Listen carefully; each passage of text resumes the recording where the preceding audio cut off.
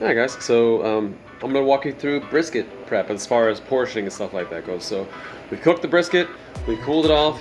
Next step is to go ahead and portion it out and everything. So I'm doing this on the back slicing table, but it's not necessarily what has to be done. It's just an open area where people typically do it because this section of prep is usually underneath the slicing subcategory. So anyway, so I've got a big white cutting board. You can also use a red one, but white is really kind of universal for anything that's cooked or prepped or ready to eat. So you could do cheese, you could do meat, you could do veggies, anything really on it as long as it is already cooked or ready to eat anyway.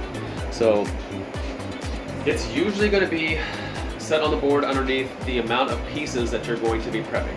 So if you see underneath the slicing section it says brisket 2, that's going to be 2 whole pieces of brisket, okay? So this stuff is going to be located in the annex cooler, usually on a speed rack in a big metal pan.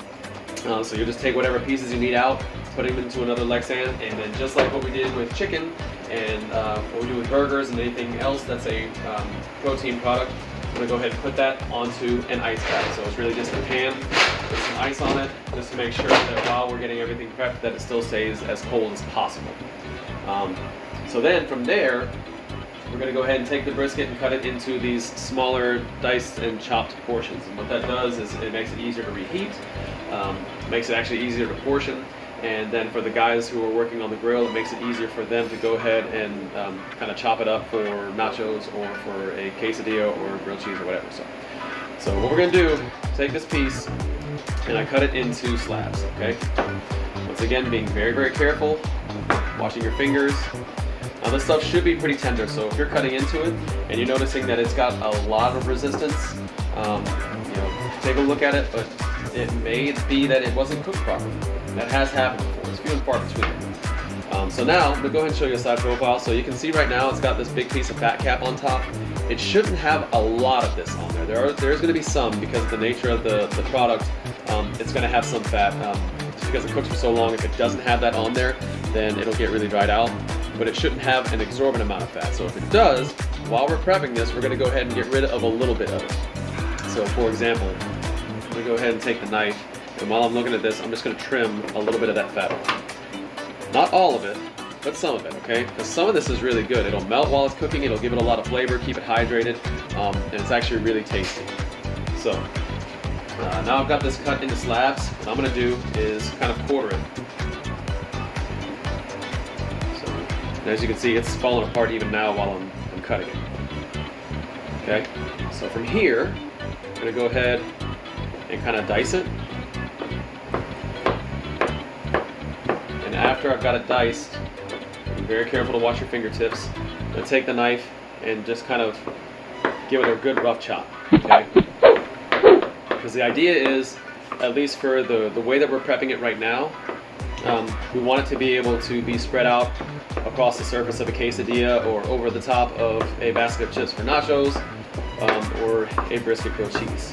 Those are our main uses of it right now. We also have it for the Korean beef tacos, but that's a thing for another time. So anyway, so you can see it's chopped up pretty well.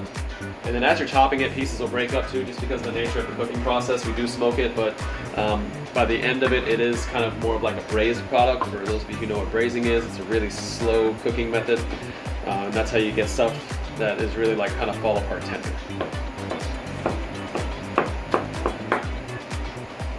Once again, and you're going to be very, very careful to keep this hand away from the edge of the knife. You're really kind of holding it on top of here to act like it's called a fulcrum. Sorry, I'm not meaning to get too edumacated here, but learning's not a bad thing, because I don't think so either. Alright, so we'll keep doing this process for the rest of these pieces. Again, checking to see if there are large chunks of meat. Like for this one, I'm not going to turn it back and cut it this way. I'm just going to go ahead and run the knife across and go ahead and dice it. And for this process, in previous videos I've talked about how you want to leave the tip of the knife down, which usually you do. But for here, you can actually just kind of raise it up and down and give it a rough chop.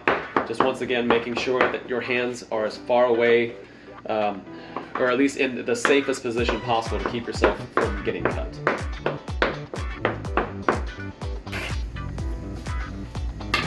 Okay, so now that process is done, now it's time to weigh them out. So what you will need is a scale, like so, and then some of the smaller sandwich bags. The smaller ones, they come in this white rectangular box, okay?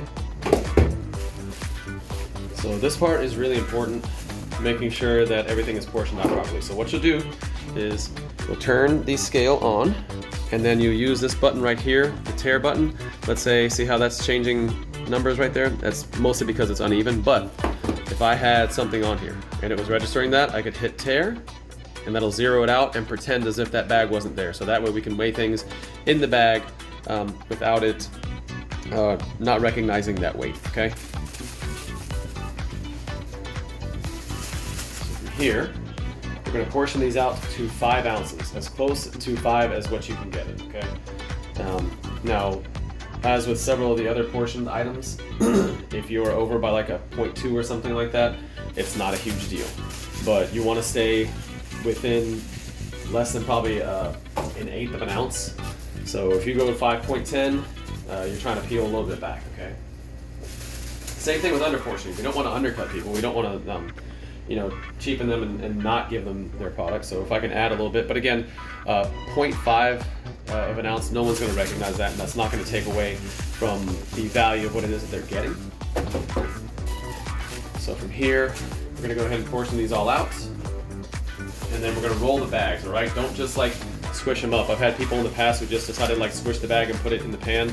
That's not what we're looking for, because then when somebody goes to grab it to restock or even to pull out to get ready to sell, all the stuff falls out.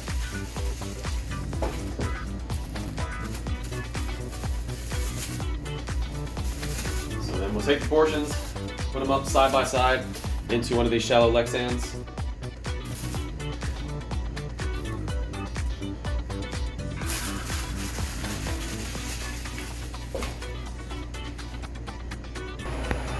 Alright, so we got it all portioned up.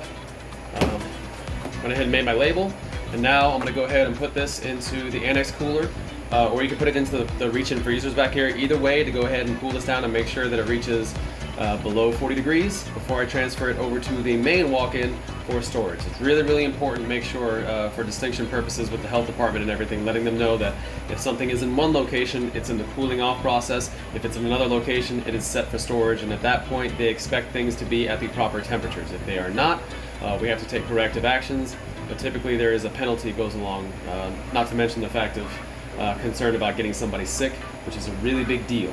So yeah, that is cutting and portioning brisket, guys. So at this point, I'll do the same thing that I did with chicken. I'll go ahead and put this into the annex cooler, and then I will leave a note on the whiteboard letting people know that we have this somewhere cooling off to make sure to check so it doesn't just stay there all day.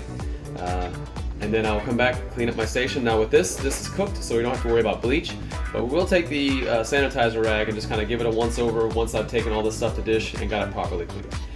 So that's portioning brisket, guys. Hope you dug it. As always, leave me some comments. If you have any questions, come find one of us. So hope you dug it. Have a good one. We will catch you on the next one.